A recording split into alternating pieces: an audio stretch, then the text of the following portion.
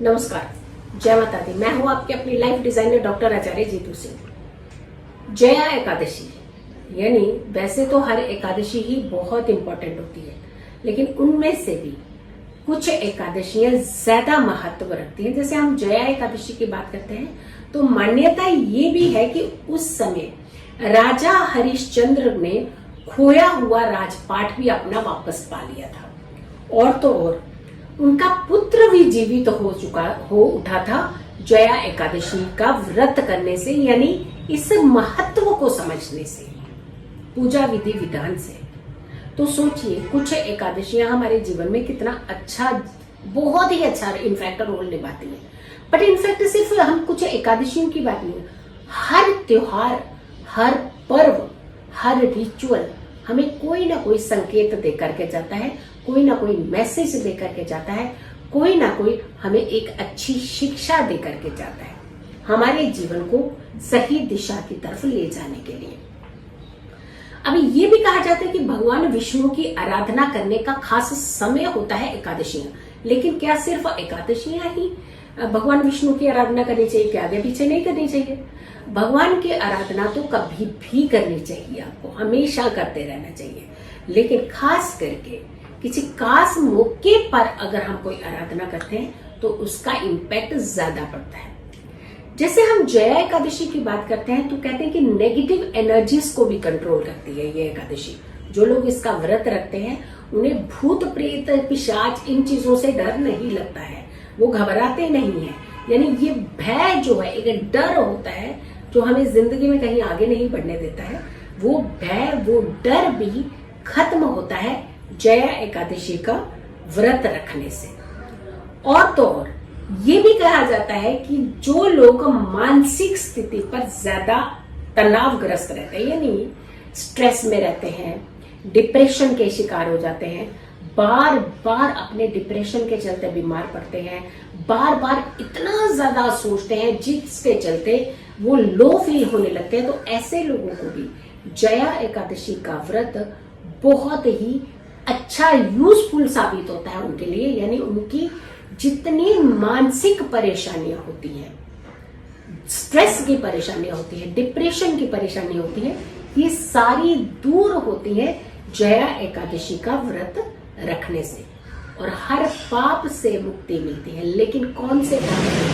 जो अनजाने में होते हैं, यानी जानबूझ के किए हुए पाप से तो मुक्ति कभी नहीं मिलती, वो आपने सेल्फ क्रिएटेड है, खुद स्वयं किए हैं। लेकिन कई बार ऐसी सिचुएशन बनती है कि आपने पाप नहीं किया लेकिन उसके भागी बन गया, तो उन अनजाने पाप से आपको मुक्ति मिलती है जया एकादशी का व्रत रखने से। अब तिथि का सवाल आता है, मेन होता है कि तिथि किस दिन से किस दिन तक पड़ रही है और ये व्रत आपको किस दिन रखना चाहिए। शुक्ल पक्ष की एकादशी तिथि माघ महीना और 11 फरवरी का दिन, यानी 11 फरवरी शुक्रवार का दिन, दोपहर का दिन, और दोपहर से 1:53 से जो तिथि स्टार्ट हो रही है, ये तिथि हो रही है एकादशी तिथि शुरू, और ये तिथि अगले दिन 12 फरवरी तक जाएगी, और जो समय रहेगा शाम को 4:28 तक का। यानी उदया तिथि, जब उदय था, सूर्य उदय था, उदया तिथि थी 12 फरवरी के दिन। तो ये जो आपने व्रत रखना है, व्रत रखा जाएगा, ये व्रत 12 फरवरी को रखा जाएगा, ना कि 11 फरवरी को। तो खास करके इसके अंदर बहुत अच्छा मुहूर्त है, जब आप कहते हैं पूजा पाठ, कुछ एनर्जी क्रिएट कर सकते हैं, अपने कष्टों से मुक्ति पा देते हैं, और साथ के साथ भगवान विष्णु की आराधना स्मरण करते हैं, तो वो समय आपको ज्यादा बेनिफिशियल होता है, ज्यादा फायदा देता है।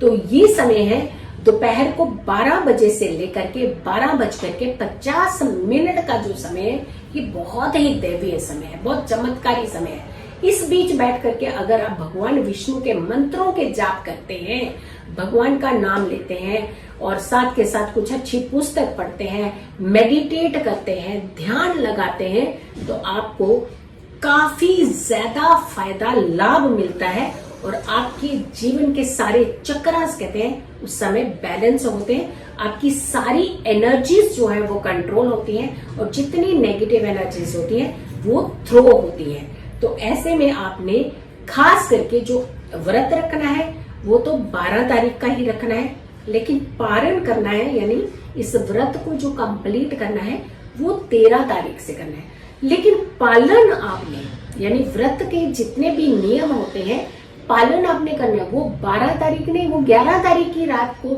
सूर्य जैसे शाम का सूर्य अस्त होगा उसके बाद से आपने पालन जो है वो सारे शुरू कर देना। अब नियमों के पालन की बात आती है तो सबसे पहले तो झूठ नहीं बोलना चाहिए, ऐसे लोगों को फ्रेब नहीं करना चाहिए, गाली गलौज नहीं करना चाहिए, मांसाहारी नहीं होना चाहिए, ऐसे लोगों को तामसिक चीजों का सेवन एक दिन पहले से नहीं, क्योंकि नियम की जब आता रही तो पहले से नियम शुरू करने हैं।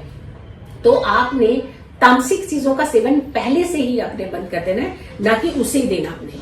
और दूसरी बात आती है कि शयन दिन का नहीं करना चाहिए, बड़े बुजुर्गों को नहीं सताना चाहिए, इनफैक्ट किसी को भी नहीं सताना चाहिए, पर घर के बड़े बुजुर्गों को खास करके हमें सम्मान देना चाहिए। किसी के नुकसान के बारे में सोचना भी नहीं चाहिए। एक होता है कि हमने कर दिया, दूसरा ये कि जैसे मारने वाला कहते हैं ना हम लोग कि मारने वाला जो गुनाहगार होता है, लेकिन मार खाने वाला भी कहते हैं उतना ही गुनाहगार होता है, क्योंकि वो उनके सामने वाले के गुनाह को बढ़ावा देता है। गाली गलौज निकालने वाला जितना खतरनाक होता है, गाली गलौज जो सहन करता है वो उससे भी ज्यादा खतरनाक साबित हो जाता है, यानी वो सामने वाले की गाली गलौज को बढ़ावा देता है। तो ऐसे में खास करके ध्यान रखने की जरूरत है कि ना गाली गलौज निकालना है, ना किसी की गाली गलौज आपने सुननी है। तो कुल मिलाकर के जब हम सिचुएशंस की बात करते हैं तो हमें कर्मों को भी सुधारना है, हमें अपनी नियत को भी सुधारना है, हमने अपने चक्रों को भी सुधारना है और हमने नियमों का पालन करते हुए किसी भी व्रत और विधि विधान को कंप्लीट करना है। अब पारण की बात आती है, यानी 13 तारीख को पारण करने का जो समय है वो आपने सुबह 9 बजे से पहले ही पारण करना है। यानी सबसे जरूरी क्या होता है कि एकादशी तिथि का व्रत रखना और द्वादशी पे पारण हो जाना चाहिए। और द्वादशी पे भी पारण कहते हैं कि सुबह का समय अगर होता है, सूर्य उदय के आसपास की होरा का जो समय होता है वो बहुत ही उत्तम रिजल्ट देता है, वो बहुत ही आपको एक अलग तरह की एनर्जीज देता है।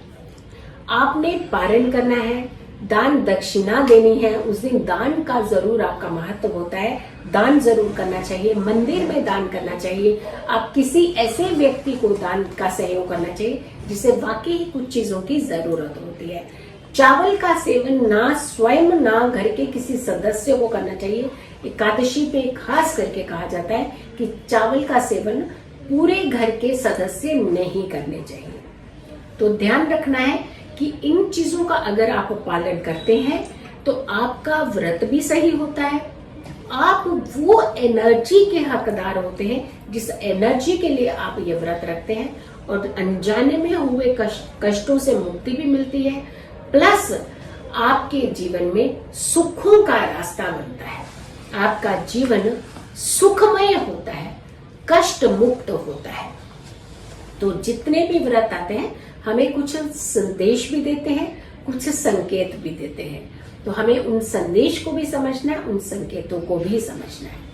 अगर आप लोगों ने अभी तक मेरे चैनल को सब्सक्राइब नहीं किया है तो जरूर कीजिएगा, वीडियो ज्यादा से ज्यादा लोगों तक जरूर शेयर कीजिएगा, और मेरी आने वाली वीडियो का तो आपने इंतजार करना ही करना है। लेकिन बहुत सारे लोग हैं जो कंसल्टेंसी चाहते हैं, इंडिविजुअली कंसल्टेंसी चाहते हैं। अगर बहुत अच्छे से आप अपनी कुंडली को दिखाना चाहते हैं तो उसके लिए पेड सर्विस है, आप अपनी बुकिंग करवा सकते हैं, जो नंबर्स दिए हुए हैं उन नंबर्स पर कॉल कर सकते हैं, अपनी बुकिंग करा करके ही आप अपनी कुंडली का विश्लेषण ले सकते हैं।